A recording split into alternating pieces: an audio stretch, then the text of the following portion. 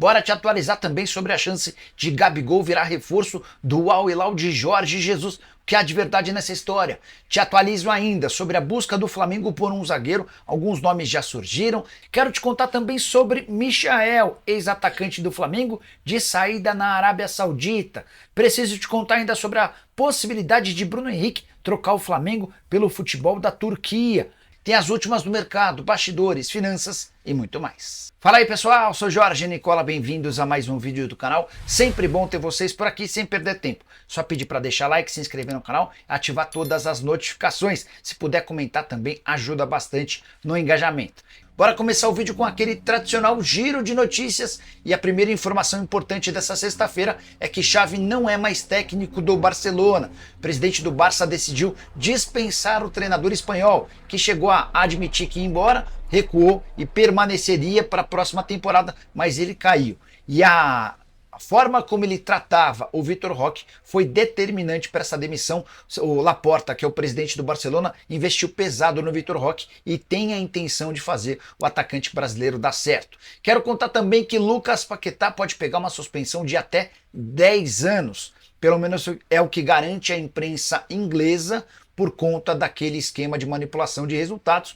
O Paquetá teria forçado cartões amarelos para beneficiar apostadores. Importante contar que depois de 9 meses de investigação, a Federação Inglesa vai colocar o brasileiro para julgamento. Situação que pode afetar também Luiz Henrique, atacante do Botafogo, isso porque constatou-se que um desses cartões que teriam sido forjados pelo Paquetá coincidiu com o final de semana com o cartão do Luiz Henrique. Quero contar que o Rodrigo Caio está muito perto de ser anunciado como novo reforço do Grêmio. Últimos detalhes estão sendo ajustados para que o atleta tenha um contrato até dezembro, salário pequeno, o restante atrelado à produtividade. Rodrigo que não joga por conta de problemas no joelho desde a virada do ano quando deixou o Flamengo.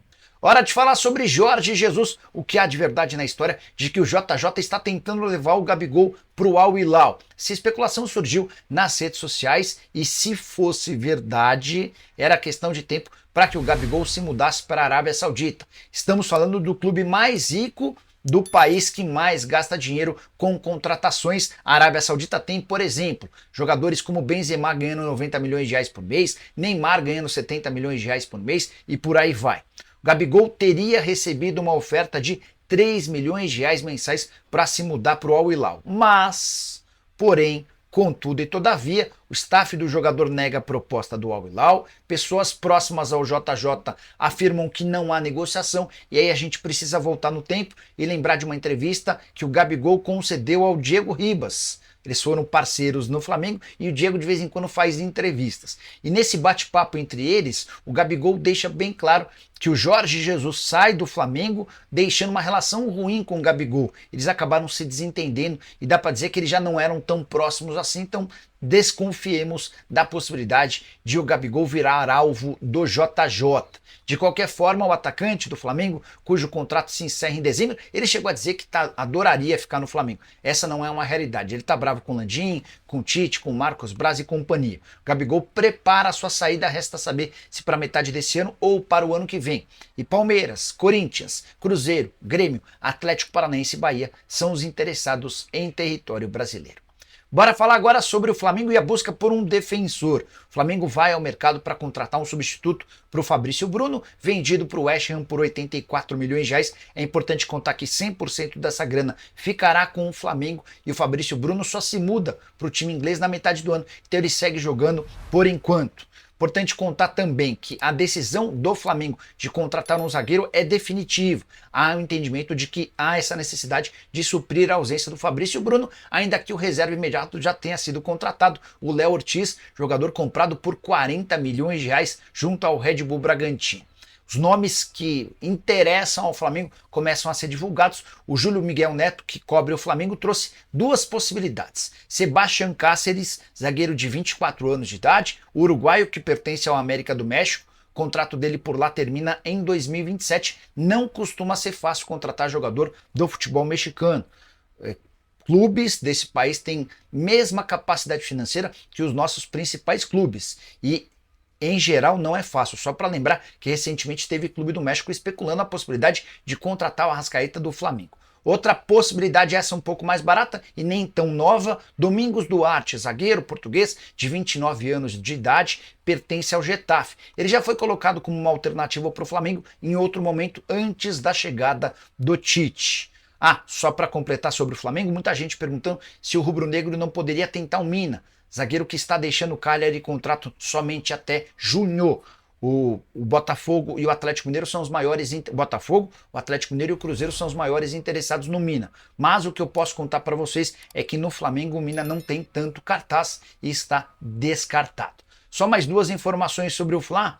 O goleiro Rossi admitiu que recebeu uma proposta para se mudar para a Premier League. O Flamengo disse não para essa oferta e o Rossi disse que quem sabe mais para frente possa surgir outra oferta. Ele assegura que vive o melhor momento da carreira. A saideira do Fla, Conselho Deliberativo Rubro-Negro, aprovou na noite dessa quinta-feira uma mudança no contrato com a Pixbet. Era natural que isso acontecesse. O contrato salta de 85 milhões de reais nesse ano para 105 milhões, com aumento nos próximos anos. Em 2025, o Fla vai embolsar 110 milhões de reais e nos anos de 2026 e 2027, 125 milhões de reais em cada ano. O contrato de patrocínio Master ainda não é o maior, atrás do Flamengo, mas nos 2 últimos anos ultrapassa o Timão, que ganha 120 milhões de reais por ano da Vaidbet. Hora de falar sobre Bruno Henrique e a chance do atacante do Flamengo ir parar na Turquia. Nas últimas horas surgiu nas redes sociais a notícia de que Alex, ex-comandante das categorias de base do São Paulo e ídolo do Cruzeiro, do Curitiba e do Palmeiras, ele virou técnico, você sabe, né? Pois bem, ele tem um acordo com o Antalyaspor e um dos seus primeiros pedidos como técnico do time turco seria a contratação do Bruno Henrique, atacante que renovou no fim da temporada passada seu contrato com o Flamengo depois de uma enorme novela. Não consegui a confirmação com o Denis, vou até dar uma olhada no meu WhatsApp aqui, que eu tinha mandado mensagem pro Denis. Ah, perguntei aqui, ele responde. Perguntei, esse papo de Bruno Henrique no Antalyaspor é quente? A resposta veio agora, nada.